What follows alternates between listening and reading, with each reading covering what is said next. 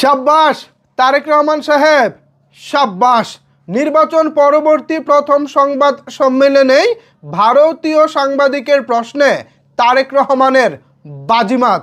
আসলে আমরা এতদিন এমন প্রধানমন্ত্রী তো চেয়েছিলাম, এমন এক উত্তর আজকে তারেক রহমান ভারতীয় সাংবাদিককে দিয়েছেন, যা শোনার পর দেশের একজন নাগরিক হিসেবে তারেক রহমান সাহেবকে প্রথম সংবাদ সম্মেলনেই স্যালুট জানালাম। আমরা সত্যিকার অর্থে এমন প্রধানমন্ত্রী চাই যিনি দেশের কথা ভাববেন, দেশের জনগণের কথা মাথায় রেখে তারপর পৃথিবীব্যাপী সম্পর্কের চিন্তা ভাবনা করবেন। ভিউয়ার্স, আপনারা এখানে একটি ভিডিও দেখতে পাচ্ছেন। আজকে তারেক রহমান নির্বাচন পরবর্তী সময়ে একটি সংবাদ সম্মেলন করেছেন। সেখানে তারেক রহমানের সামনে দাঁড়িয়ে ভারতীয় একজন সাংবাদিক প্রশ্ন করে বলেছেন, নির্বাচন তো হয়ে গেল, এখন আপনারা সরকার গঠন করবেন, এখন ভারতের ব্যাপারে আপনাদের পলিসি কেমন হবে, আপনাদের পররাষ্ট্রনীতি কেমন হবে? যেহেতু ভারত আপনাদের নিকটবর্তী বড় একটি প্রতিবেশী, এখন এই দেশের সঙ্গে আপনাদের সম্পর্ক কেমন হবে, অর্থাৎ ফরেন পলিসি, এই সব কিছু নিয়ে হচ্ছে ভারতীয় সাংবাদিক প্রশ্ন করেছেন। এর জবাবে তারেক রহমান বলেছেন, ভারত এবং বিদেশ মানে অন্যান্য দেশ, যে কোনো দেশই হোক না কেন, প্রথমে আমার দেশের জনগণের স্বার্থটা আমি দেখব, আমার দেশের জনগণের আগ্রহটা আমি দেখব, আমার দেশের জনগণের পছন্দটা আমি দেখব, এরপর আমি সিদ্ধান্ত নিব কোন দেশের সাথে কেমন সম্পর্ক হবে বা ভারতের সাথে কেমন সম্পর্ক হবে। ভেবে দেখেছেন কত চমৎকার উত্তর?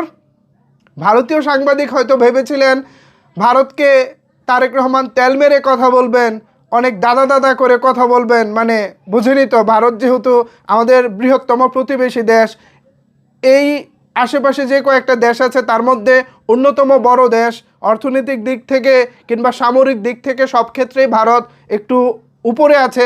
সো সেই জায়গা থেকে ভারতীয় সাংবাদিক হয়তো মনে করেছিলেন আমরা ভারতকে সাথে নিয়ে চলবো, আমরা ভারতের কথা মতোই চলবো, এমনটা তারেক রহমান বলবেন। আসলে তারেক রহমান এমনটা বলেননি। তারেক রহমান চমৎকার উত্তর দিয়ে বলেছেন, আমার দেশের জনগণের ইন্টারেস্ট হচ্ছে আগে, আমার দেশের জনগণের আগ্রহ হচ্ছে আগে, আমার দেশের জনগণ যা চায়, আমার দেশের জনগণ যেমনটা পছন্দ করে, আমার দেশের জনগণের স্বার্থ যেমনটা হবে বা আমার দেশের জনগণের স্বার্থ অনুযায়ী আমি পৃথিবীব্যাপী আমি আমার পররাষ্ট্রনীতি পরিচালনা করব বা আমার সরকারের পররাষ্ট্রনীতি এমনটাই হবে। সো এটাই হচ্ছে গিয়ে তারেক রহমানের আপাতত আমার মনে হচ্ছে একটা দারুণ একটা ডেলিভারি ছিল। ভারতীয় সাংবাদিকের প্রশ্নে তারেক রহমান এমন কথা বলবেন এটা অন্তত আমি ভাবি নাই।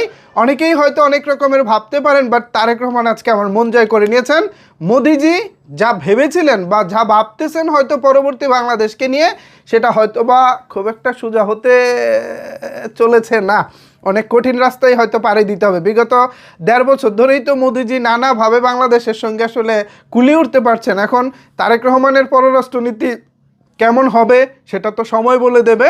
এখন প্রথম যে সংবাদ সম্মেলন ছিল, আপাতত আমি তারেক রহমানের বক্তব্যে একদম শতভাগ স্যাটিসফাই। ভিউয়ার্স, এই বিষয়ে আপনাদের মতামত কি, কেমন লাগছে তারেক রহমানের বক্তব্য জানাতে পারেন আপনার মতামত নিচের কমেন্টস বক্সে।